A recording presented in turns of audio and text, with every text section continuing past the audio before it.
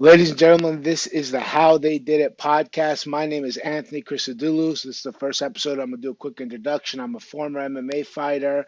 I was a mixed martial artist for about 20 years. I fought in the UFC.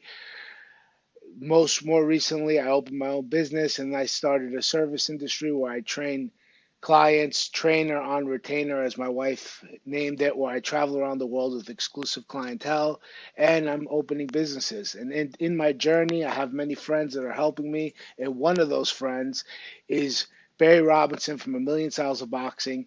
He's a world renowned boxing coach. He's trained the UFC fighters, kickboxers, boxing champions, Lawrence Okolie, Anthony Christodoulou. No, not that. That's one of his big ones. But there's hundreds of major guys trained. Fredo Emelianenko, Jose Aldo, Andy Sauer. The names go on and on and on. And he's created quite an impressive business, and that's really what we're here today to talk about. Barry, welcome. Very excited to have you. Tony, thanks for having me and thanks for the nice intro. I appreciate it. Well, it's all the truth. It's all the truth. So as we start, I want to go with my first question here. Is Mhm. It's going to be simple. What got you into the online space? Because I've been following you. Well, we trained together, I think, in 2014, and I think I originally met you in 2012, and you had already been in the online space at that point when it wasn't popping like it is now. That's for sure. Well, I hate to tell a long story, but I'll try to keep it as short as possible. So my first place I've ever been to was Norway, and I had a friend that just happened to take me to like a business seminar my first time in Norway, and there was an American guy there from Miami, and he told a story that blew me away at the time. This was 2008. So the story goes like this: He says, "Listen, I'm in the digital marketing space, which I didn't know anything about at that time, but anyway, he says I made a bunch of money, and I went to go celebrate. So I go to the club in Miami." I have the girls, the VIP. VIP was a very important thing around that time. I have the bottles. And he says, I look up next to me at some point during the night, and P. Diddy, the great P. Diddy, the mogul, almost billionaire, he was same thing in a VIP, girls, bottles. And he says that the night's going on. He's having a good time. P. Diddy's having a good time, and there's separate VIP booths. But at some point in the night, one of P. Diddy's songs came on. And he realized in this moment he had a come to Jesus moment. We kind of joke about that statement where he says, "Oh snap, P Diddy's making money because of his song on, and spending money, and I'm just spending money." And his point was about passive income, and then that was kind of a segue into passive income. And when he said passive income, I'd never heard it before. I said, "What are you talking about? You're making money while you sleep? What is this you speak of? Like, Yeah. what language are we talking about right now?" But that always blew me away, and I didn't know how I would do it. But eventually, I believe the first product I released, uh, I would say, is I put my phone up. Like I was in a park in Norway somewhere, like in a scenic area. I still have those videos on my computer hard drive today. I put my phone up, selfie mode. I recorded myself doing 6 drills. I called it the six pack, and I put it out, and somehow people bought it. And since then, I haven't looked back. That it's amazing. It's amazing. The funny thing is a passive income statement is funny because even though yes, you are having it while you're sleeping, it takes a tremendous amount of work. If anyone is even on your Instagram, if anyone has gone to Barry's Instagram, Coach Barry Robinson on Instagram, you'll see that there's just consistent videos, studies. It's really an enormous library, and I can't imagine the amount of hours it took to create that amount of library you have to be able to make those posts so frequently. Yeah, it's interesting because I laugh nowadays. Nowadays, I laugh because to make a post on Instagram or like, I just kind of like have it down packed. So I could be laying on my couch or out and about, and I get an idea. I see a quick Instagram post. I'm like, oh, let me cut that up, so I could do it on the move. But back during that time, you hit the nail on the head. It was a lot of hours of studying, a lot of hours of learning how to edit, which editing sucks. It completely sucks. So learning how to edit, learning how to study, learning my own language, developing myself as a coach while learning all of these other skills, how to talk to people, how to sell, how I was going to sell, what my personality was going to be, how do I have integrity in my personality and what I want to accomplish and still sell stuff, and all of those things. Yet, like you said, it's a ton of work. It's a ton of work. The work never stops, actually. But the reward is, for example, I was out today and I looked at my phone and you get a few emails. Oh, you sold some products while I'm out having dinner. That's great. No, that's one part for sure. And another thing I was considering was, most, especially in the combat sports industry, most guys when they're not fighting, their next option is to become some sort of trainer. Like a lot of Right. times you'll see them training trying to train like people out, private clients, or they're trying to teach a jiu-jitsu class or a boxing class, or the guys that are really a little more serious about it and are considering a career in the coaching field of martial arts. They try to get fighters and try to build a world champion. And not that you haven't had experiences like that, but you kind of took a different route than what most people do in combat sports. Can you explain a little bit what took you off the more beaten path, the more used path? I'm completely crazy. I'm kidding. Mm, No, I think if I was to pinpoint one particular thing, I already had these kind of ideas where I was already traveling. Like we'd met in Greece even before Bangkok a few times, a yeah. couple of times actually, Mm, haphazard or by chance. And I'd already have this life of traveling and seeing different places, different people. So that was something personally I've always been addicted to, kind of not being in one place, which is something you get ridiculed for as a coach. yeah. People say, "Oh, Barry's the type of guy that doesn't stay," and it's like I like traveling, guys. I actually like seeing Yeah. different places. Anyway, so what happened to me, the ultimate end all for me as a coach, like what really put the nail in the coffin for me as far as being in a gym full time or opening a gym or saying, I'm going to coach a fighter was two things. One, I had an opportunity to coach some guys in England, some really high level guys, and it didn't work out. And that kind of broke my heart. So I was already leaning towards that way, making tutorials and things like that.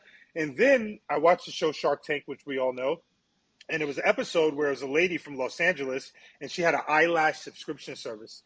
And this subscription service, she was doing quite well. She was there to get an investment from the sharks to grow her business. And Barbara said something that, again, another thing that just stuck with me and really kind of geared me towards what I'm doing now. Barbara told the lady, she says, listen, when I was in real estate, I was working hard, in sales, giving my time, and really busting my tail. And I realized that I'm only one barber, and once I can step away from sales, I can start making more money. And so she told the lady, she says, "Listen, I'm not going to invest in what you're doing because right now you're a service, you're not a business. Until you can start teaching people how to do what you do or creating other branches, you're not going to be a business. You're just going to be a service. And so I'm not going to invest in you for that reason." And that immediately stuck with me because I said, you know what, as a trainer, and you've been through this. We can laugh about this now. I remember being in Holland training in Mike's gym, and Dutch people, they really like to dress nice, whether it's fake designer or not. But you could. I remember training guys for 25 euros, and then seeing them get dressed after the session and put on a Gucci belt, Prada hat, and leave the gym in a BMW. And I'm like, wait a minute, like, whoa, wait a Yeah. what's going on here, bro? No, so when Barbara said that, it made it clear for me that being in a service, especially for what I did, and there's no amount of money somebody can pay me to do a fight camp, or even like a one-on-one session, or like because it's time, especially the way I poured everything into what I was doing and cared so much. Like it just wasn't an amount of money that I felt comfortable saying charging someone to take that amount of money and be a service. So I just said, you know what, I gotta get into the tutorial and passive income thing full time, and that's what I did. That's interesting because I had a similar experience. I remember I was teaching privates in Greece, and I started off after the UFC. I was trying to basically my first idea was to build this jiu-jitsu program. I partnered with this one Muay Thai fighter, and I partnered with him to open up a jiu-jitsu program within his gym to basically be 50-50 partners on it. and that was going, but it really wasn't giving me enough money to live. So I used skills I learned from Dino Spencer in Miami about how to like bring in higher clientele and get privates. And at one point, I was just packed. Like I literally was doing 10 hours a day. And I remember I was sitting in my room, and I was talking to one of my friends on the phone. And I was like, man, like I'm doing 10 hours a day. It's great. Mm. I don't know what else I could do. Like I don't know, like can I get I can't do 11 hours a day. Right, I'm right, done. Like I'm done. Like I don't have the hours because it's 10 hours a day that doesn't count travel. And I'm right. like I'm doing 10 hours. I'm doing like 14 hours a day. I'm like, I don't know what else I could do Mm, except completely close my jiu-jitsu program. That will give me another hour, another mm, 2 hours in the day. Like, it's not enough. I'm like, what am I going to do? He's like, yeah, you got to find a way to scale it. And I'm like, but I need me because the whole thing is based on me. Like, mm, I would try to give my other students clients, but I hadn't built the system for them to like jump into to do mm, it, and so nobody wanted anybody but me. mm. Um, and I ran into that problem, and then I came onto this opportunity that I am now that I started. But yeah, I've ran into that problem, and since then I've been working on getting multiple income streams the same because of that reason. Like if you're a service, there's only so much of yourself you're going to be able to give. Eventually, you're not going to be able to scale up past that. And then especially with the personal training thing, like people don't realize how hard teaching is. Especially when you want someone to get better, it's like an outpouring of your soul. Like you feel Yeah, empty. Like I mean, I'm pretty sure you felt that empty. yeah. Like you feel like you just gave your heart, and so it's like a fatigue. It's a different type of fatigue. I don't know how to break it down, but that's the same reason why I never wanted to open a gym. Like I realized I've been around the gyms enough to know, like if you're a head coach of a gym, like you said, you're the man. People want you there. Like you can never step away or go on vacation or be like, oh, okay, guys, screw this. I need to go away for 14 days. Like, your Yeah. business is going to suffer. So, yeah, Oh, it's just something I didn't want to do.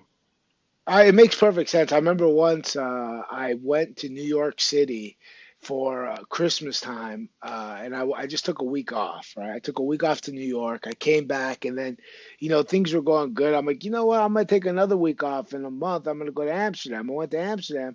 I came back, and all my clients had disappeared. They were all like, and then I was like, holy shit. I started struggling. I started bringing them back in. I ended up doing it, but I remember thinking like, oh man, I can't step away. The minute I step away, it's all changes. It's so dependent. It's so me dependent. Mm. Like you haven't built system. Yeah, that's a similar. Well, we've generally been down many similar paths throughout our careers, so it makes sense. But look, pray. There's some people that want to do that. Like some people, like Oh I yeah. have colleagues, if you want to call them that, in California, who has a pretty big gym, and that's what he loves to do. He loves to wake up and do that. I have a colleague in Istanbul who has a pretty big gym, trains all the celebrities. That's what he wants to do.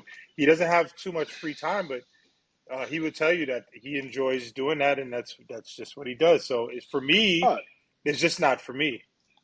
Oh yeah, 100%, 100%. I'm just also on the same thing. I personally want, I think this happens when as we get older. You start wondering about what's going on tomorrow, like what's going to happen in Mm. like what's happening when we're 60. Like I'm Right. not going to be able to keep doing this. Like you start getting a little nervous. Like I can't keep doing this when I'm 60. What am I going to do here? I want to build something before that. Especially guys like you and I, because sometimes I talk to Malik Scott, my good buddy Malik Scott, professional boxing trainer, Deontay Wilder, and it's like you've been exposed to different things in life. It hasn't been just a combat sports thing, and even in your Yeah. journey in combat sports, you're personable enough to have had different conversations. And you know how boxing Mm. gym and martial arts gym is conversations. Yeah. No offense to anybody out there, but it's just like, hey, did Yeah. you see the fight? Hey, did you? And like, you've been exposed to different things. I've been exposed to different things, and we've accepted those different things, and we know that the gym business is not, and the industry is not an end all be all, and I think once you come to that moment, like walking into the gym starts to feel like work, especially in the combat sports industry, and that's when it's no fun anymore. 100%. So let's get back onto this. So when you started, why don't you give me a little rundown of how you built your brand? Because one thing about your brand that I find very interesting is you don't have an enormous following on Instagram, let's say, but I've been very lucky in this job that I do to be around like people of high status with massive followings, and they've reshared my stories and put me on their posts, and what I've gotten back from that has been minimal true engagement. But when you put me on your post, I will get, maybe I'll get 50 people. Those 50 people Wow. are still with me today. And they're like, they're in, and they know there's such a connection between your word and value that it's transferable. How did you build this niche? Walk us through the steps really quickly. Like, did you go through YouTube first? What was your actual movements? But I think it's two parts. The first part is integrity, that word integrity, which is a tough word. Like, I really wanted to be good at coaching. So if I would tell anybody, like today, what's step one? Be good at what you do, no matter what it is. Put in the hours, study. Like in first, like before I sold anything, I wanted to be a great coach. It was my dream. I want to coach guys. I Yeah, called you a few months ago and said, "What the hell was I doing this whole time?" I remember if you remember that conversation. yeah, But the first thing is to me integrity.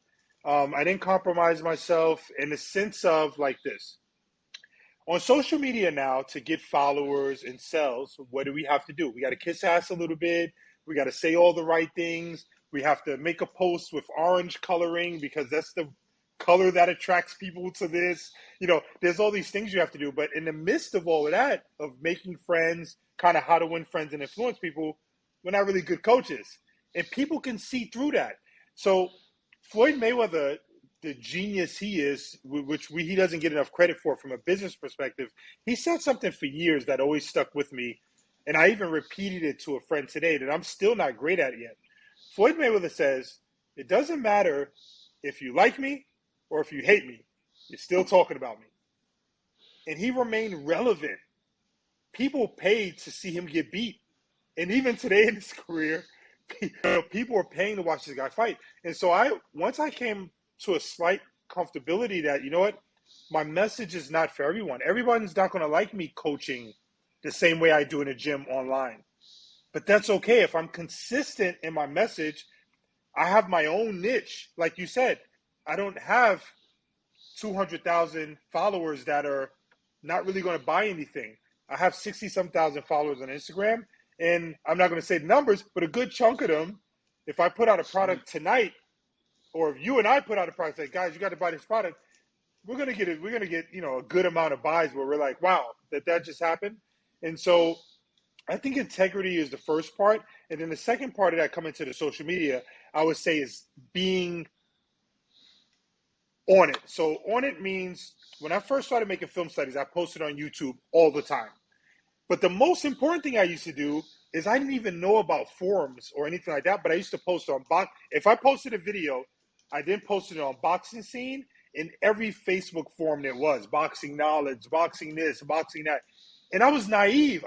In my head, I thought people needed to see this video, right? And so I just posted it everywhere. And if you Google Barry Robinson boxing or Barry Robinson forum, you'll see me getting trashed in some of these yeah. forums. I mean, some people have some positives to say, but I'm getting trashed in a lot of these forums. Who's this guy? He's wacko. But like I said, what Floyd Mayweather said, it doesn't matter, good or bad, they're talking about you. But I was never, the crazy thing is I was never thinking about sales at that point.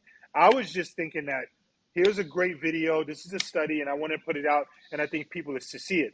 So the blueprint for sales, especially on social media, is to give people something for free, give them something for free, give them something for free, and then sell them something. I literally did that by accident. I became popular on YouTube. I even shut YouTube channels down, which was dumb. I've done that a couple of times, a few times. I would just get mad at the world and shut my social media down for some reason. Just, yeah, like I said, I didn't have a plan. or something like this about social media. But anyway, the point is, when I finally decided to sell something, and even if I sell something today, people know that, okay, Barry's making that. He put his heart and soul into it. It's going to be good information. It's going to be a program. And if I buy it, it's going to help me. So I would say that that is really the formula that I use was first integrity, two being consistent in who I am and who I want to be and what my system is. And then just putting out great products. Yeah, and you've been extremely successful doing this. Obviously, I know more about your backstory and your financials and how it's come through because of our friendship than the people on the podcast know. But it's been extremely impressive to watch you grow into the niche. Maybe something to go through for somebody that's starting their journey. Maybe they want to create their online business. Maybe they're a trainer, or maybe they're a cook, or maybe they're whatever they are. Because I'm trying to really gear this podcast towards. I want people that are. I want my clientele for this podcast, clientele. I want my audience for this podcast to be people that are trying to figure out or have figured out or just trying to find a way to maybe create another form of income or build a new business or some combination of that's the group that I'm looking for because it's also the group that I'm in this kind of self-discovery journey with it. Mm-hmm. How did when you were going through this process, what were some of the things that you tried that failed? Like what happened? Like I know that you sold T-shirts. How did that work out? Was there any things that you tried that didn't go well? And then how did you pivot from that? And what was your secret to not whatever these mistakes were, them not completely destroying you? Great question. Yeah, I've tried to do a bunch of things, and including like pivoting from. Okay, the simplest way to answer this is what got me where I am. Where I am. Why did people know me on social media? They knew me because of my film studies. They knew me because I had training videos with you mentioned Jose Aldo, Fedor Emelianenko, and so whoever else. And we're talking about a foundation from 2009, 10, 11, 12. Not even like the later guys I worked with. So that's what people knew me for. Really was film studies. And so once I figured out that what I did well was, and how I communicated best and how people found me best was through film studies. That is what really helped me. And then it's interesting because if you really watch my evolution per se, not my evolution, but just my content's evolution. When Instagram started, right, they started with a photo. Okay, I made photos, and those photos would direct people to my website. I made a film study, right, Hmm. or YouTube. Then Instagram said, okay, you can have 15-second videos. So I would edit 15-second videos. Then Instagram said, okay, 30-second videos. I edited 30-second videos. And the more time Instagram gave me to express myself, the better I got at editing and being able to chop up different things. And now, more importantly, 15 seconds is hard, man. To edit a video Yeah, and get a point across, it's so hard, man. And when I look back yeah, at my older videos, I try my best to put footage and 10,000 words on the video, but that just wasn't yeah. it. So the more time that Instagram gave, Instagram is super underrated. It's super underrated. I know TikTok's great. I know that YouTube's great, but Instagram is great because people have such a short attention span, and you have back in the day 15 seconds, then 30 seconds, and now you have a minute and 30 seconds to Yeah. communicate with people. That's Yeah. too much time for me. That like I mean, no, too much time in a good Yeah. way. Like wow, Yeah. I get the impressive. So now I'm editing videos for a minute 30 seconds, and this is and staying true. So to answer your question, staying true to what got me where I am. So now I can take a film study and I can splice it with training. I can take a training, reinforce it with film study, make it hard for people to debate. Like you can't argue with it now. Now we have Yeah. the fight clip and the training clip, and I just stay true to that. And here's the craziest part: up until recently, I had my comments off, which I've been known to Yeah. do. Who grows I do the exact opposite of what you're supposed to do to grow my channel. And I've stayed true to that, and it just works. And I think it comes to the point of, okay, one, audacity. One, you have to believe in yourself. Two, you have to be really great at what you do. And you have to have conviction in what you do. And it helps to have the resume that I have. So when I go work Of with a Bo course. Nickel and come back and I'm able to post a picture or a video of Bo Nickel, people can't really debate with anything. They can't be like, oh, screw this guy. I hate him. I love him. I got to Yeah. buy his stuff. So that's pretty much Yeah. it. I think the failures though is when I deviated from what I did best. When I tried to open a gym in Norway, when I tried to build the application in 2014 when I was in Thailand, when I tried to get into other businesses, when I tried to be my unauthentic self. These are when my failures came. It's like I was telling you with this podcast, and this is something for your audience. What does Tony need to have a successful podcast? He needs to have audacity. In your audience, like my audience is the one that gave me pointers here and there. And if the pointer was worth me taking in, I took it in. If it wasn't worth it, if it was like a critique that didn't make any sense, I left it out. And that's pretty much the way I grew my channel, just staying true to what got me where I was. And that's easy to Yeah. forget along the way. Oh, I can imagine.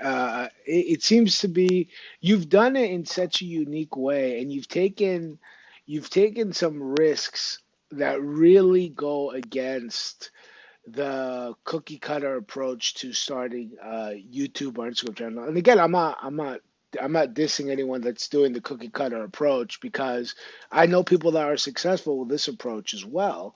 I just find it very unique, and I feel like your audience is very unique. Like I'll have interactions with people in your audience, and they're like they're really they're hook, line, and synced into it. They know your vernacular that you're using. They know what your systems are. They know how you layer things. They argue with arguments that you use. Right, right. And like and to be honest, I think that's one of the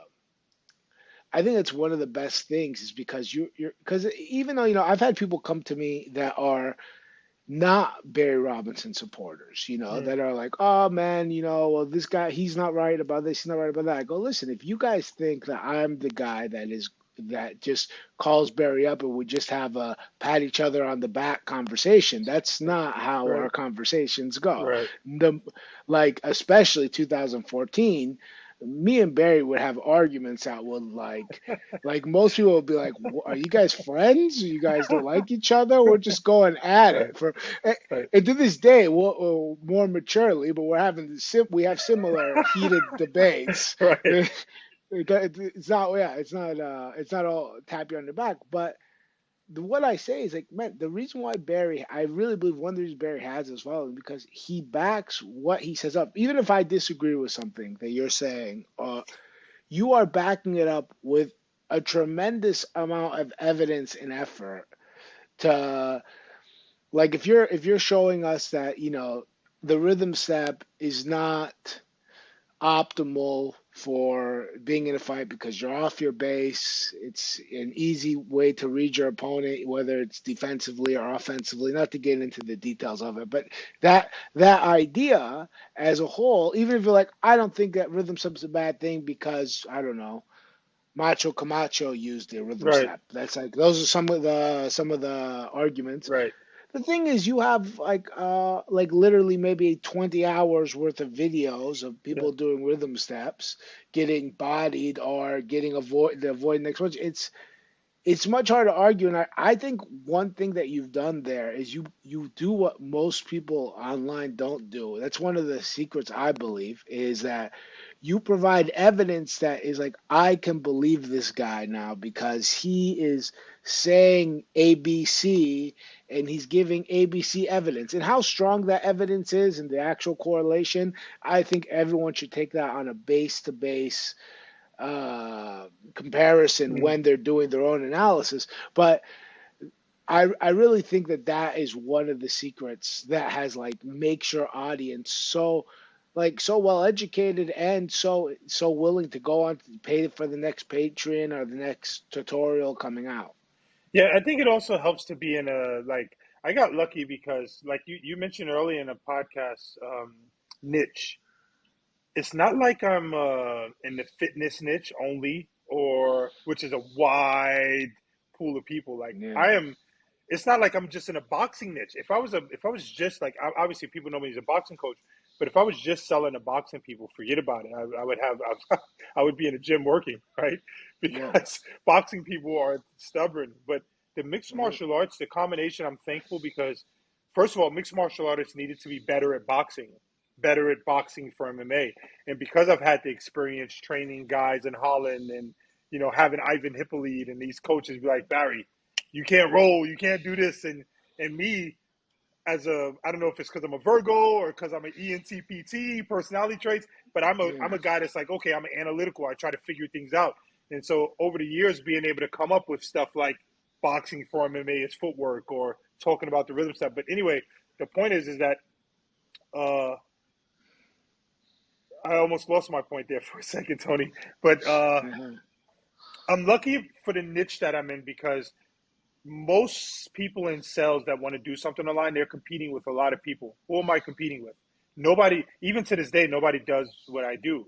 So I don't really have competition. Some people try to you take, for example, let's take Lee Wiley. Lee Wiley is a film study guy, but he's not a boxing coach.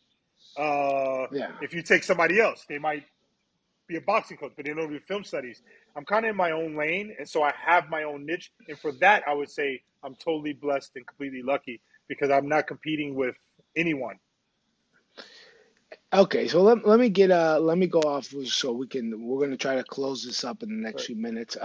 So I'm trying to keep it under an hour. That's my goal for this, but it goes as it goes. I'm not gonna really kill it. But here's the one thing I have a question. So how do you think you split up your revenue streams? Like, is most of your revenue coming from Instagram? Is it coming from Patreon? Is it coming from tutorials? Is it coming from YouTube? Do you mean leads or actual sales? Actual revenue, actual sales.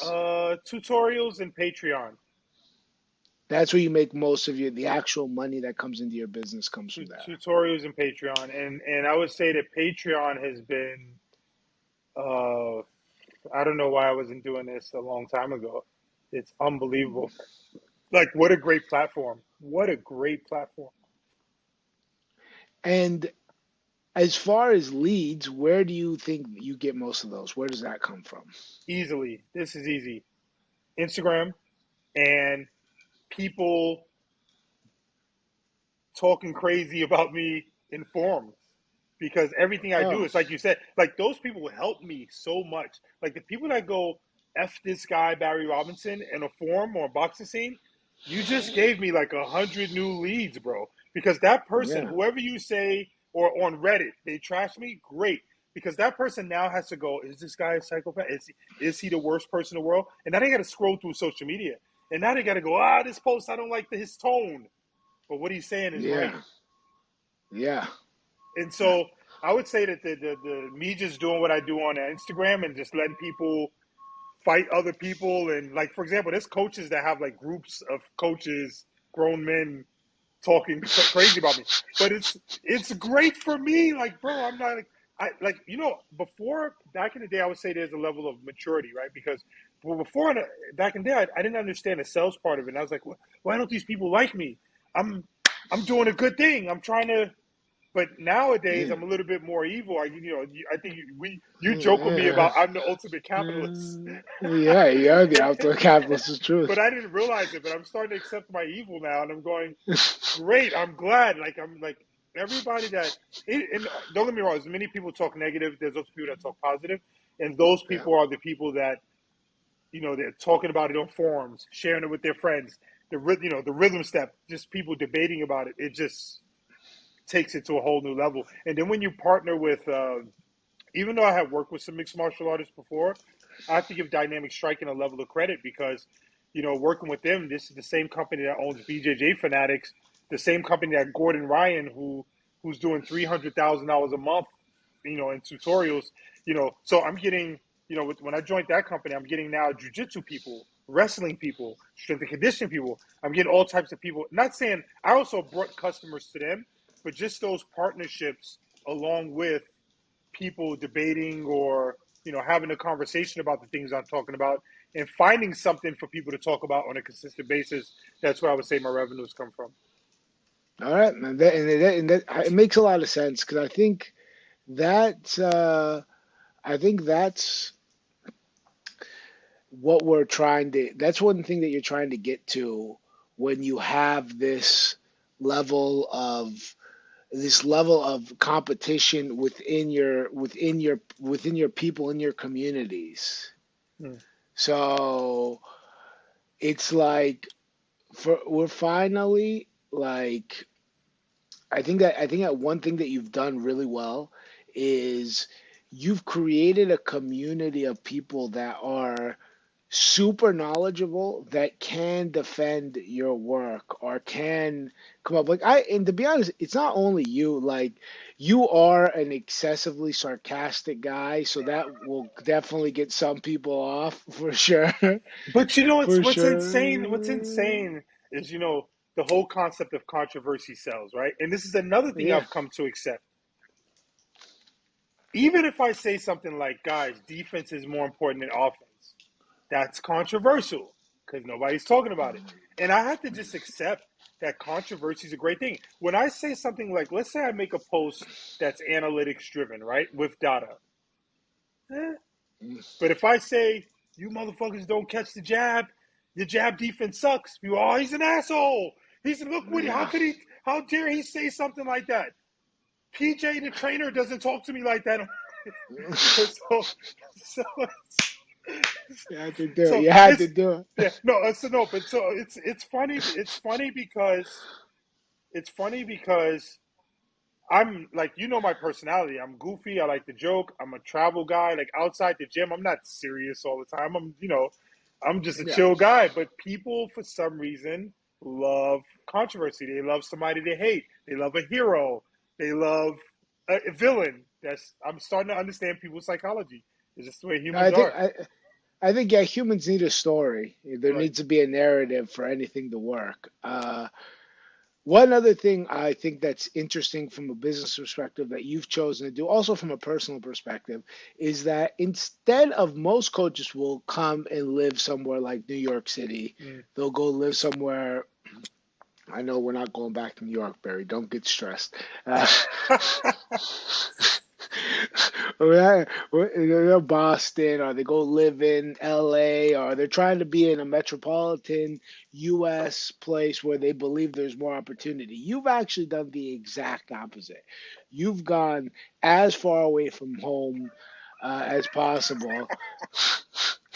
I'm, I'm, I'm laughing. Why you said that's hilarious. Yeah, it's true. It's true. It's true. It's Like you've true. got like you recently lived in Georgia. Mm. Like you find places that have opportunities. You've started investing in real estate successfully. You own a bunch of properties in Georgia, which if you tell most Americans that I'm not talking about Georgia like the state Georgia, I'm talking about the Mm. country Georgia, and that sounds insane, but you're investing in Georgia, you're living in Thailand, and I'm sure you'll be investing there too. Give me some of the reasons why you took that route.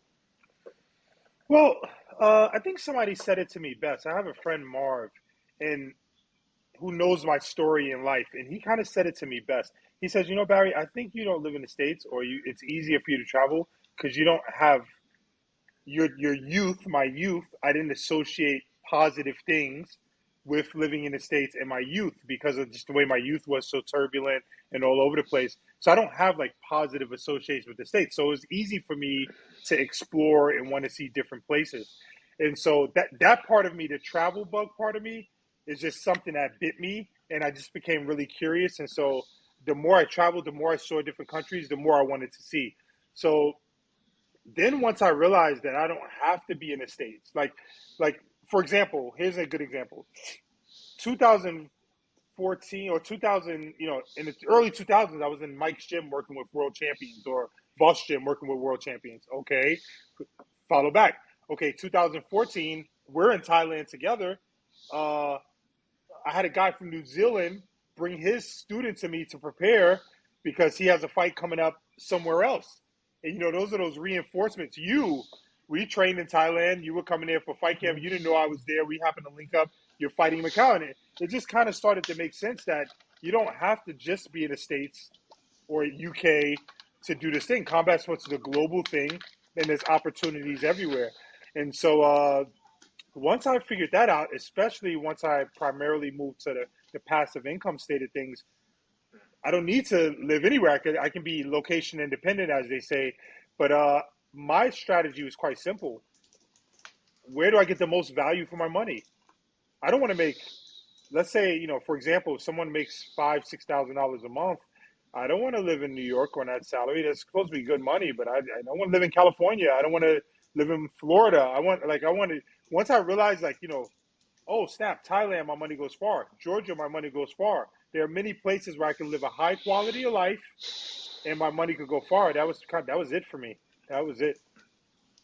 Oh, I'm in agreement. Like me like you, I kind of asked a leading question there because I also have a point here. I remember when I was fighting, one thing I realized quickly was that in America the competition was extremely steep and the reward payoff for entering that competition was small. Right. Well, it's not that in the rest of the world the competition wasn't steep, because as you see, there's plenty of European and Asian and Brazilian world champions. It's just that your bang for your buck went so much further.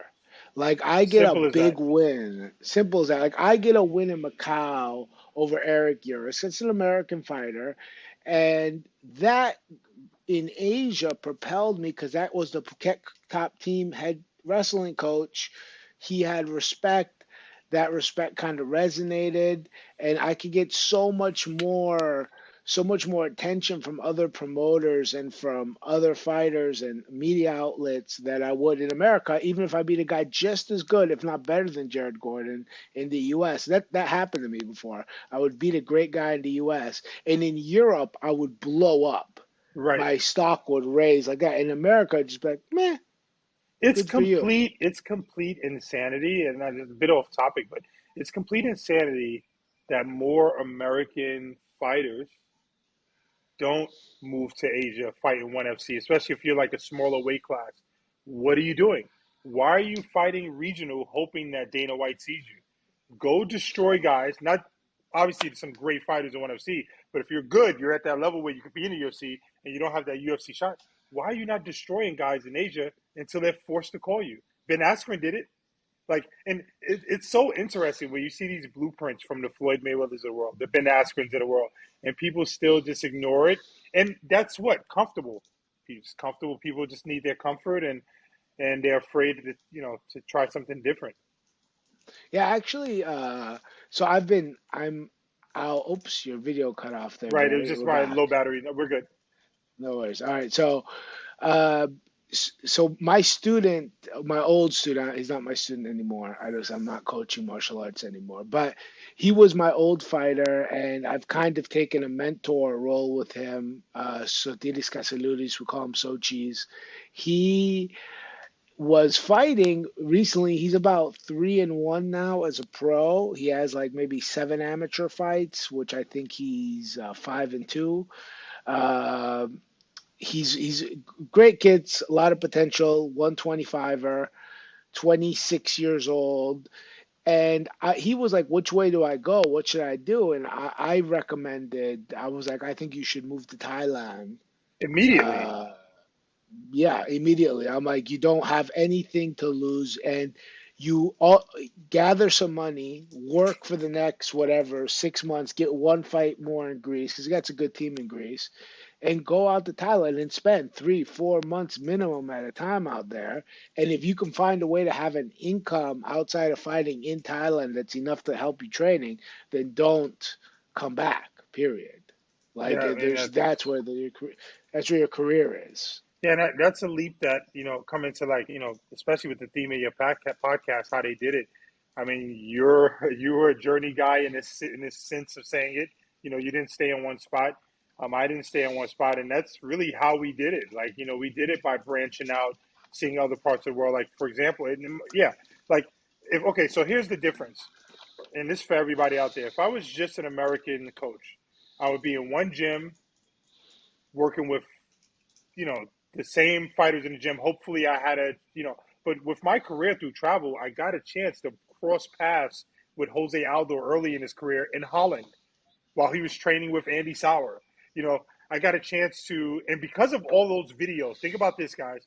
Because of all that content, because I recorded everything when I was young. And if you're a young trainer, you're watching this, I say it all the time. Pick up your camera, record stuff, because that's your resume. Nobody's going to believe your words. But anyway, because of that, you fast forward. What's the reason I trained Bo Nickel called me out to train with in Pennsylvania because he saw my resume through videos of work. Oh, he worked with this guy. He worked with that guy. Oh, he has tutorials, boxing. So, you know, all those things pay off fast forward. So I would definitely say, you know, to anybody that's in this industry, you got to be willing to do something that others are not willing to do to get the notice, the looks you want to get, or to be able to do the things you want to do. And for me, ultimately, like you said, it's about quality of life. Like, and it's not just the business part because if I had to tell anybody now, like, business is important, but you have to be happy as a, you know, as a human being every day, and you have some sort of be able to look yourself in the mirror in a not just in a business way, but in a just wake up. I can look myself in the mirror. I'm happy with where I'm at. I enjoy my quality of life, and I think then you can perform and think clearly to be able to do the great things that you're meant to do. Well, Barry, this has been an amazing conversation. I want to say one quick thing, just so everybody knows. Barry Robinson has been on my case for maybe almost 10 years at this point, and about getting on to Instagram and YouTube, and I've never done it. He's busted me out so many times. He's called me out on it. I took my life a completely different way, but now as I've gotten older, I've been inspired by some of the things Barry's done. I've been inspired by a few people. I've gotten into investing, and I realize that this is an opportunity for me to connect with business people and like-minded people. And regardless of however the podcast does, I'm really excited to start this. I want to thank Barry because I felt like you have an instrumental role in me starting this. So first, I just wanted to thank you for coming on the podcast. I think it's only right that you're the first guest. Let's get this started. Right, and also, guys, just so you know, Tony's one of the most inspirational guys out there because Tony's coming from combat sports, and it's hard for guys in combat sports to do anything different. So to see where Tony's at now with investing, like just watching his journey, and then him starting this podcast, like Tony said, we debate from time to time, but I'm always like looking at like my friends, Tony, Mikkel, like they're all doing something similar in terms of investing, traveling. So this to me is a really great platform, and I look forward to hearing all the guests on here. And thanks for having me, Tony. I really appreciate it, and I'm glad you're doing this. I appreciate it, Barry. All right, That's all, guys. I'll catch you next time. peace.